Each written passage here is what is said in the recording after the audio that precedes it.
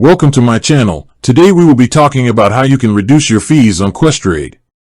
First, understand the fee structure.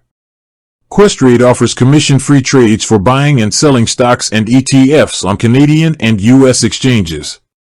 You'll still have to pay ECN fees, which are small charges from the electronic communication networks that execute the trades. To minimize these, place limit orders instead of market orders. Second, consider your account type. For those who want a simple, low-cost experience, a self-directed account is often best. If you prefer a managed portfolio, Quest Wealth Portfolios has its own fee structure, including a management expense ratio, so be aware of those costs.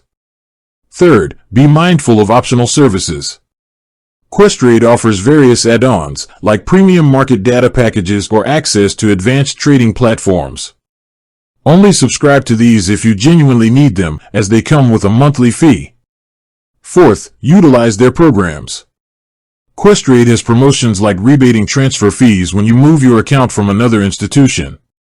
They also have a My Family program, which can help you qualify for lower fees if you link your account with a close family members.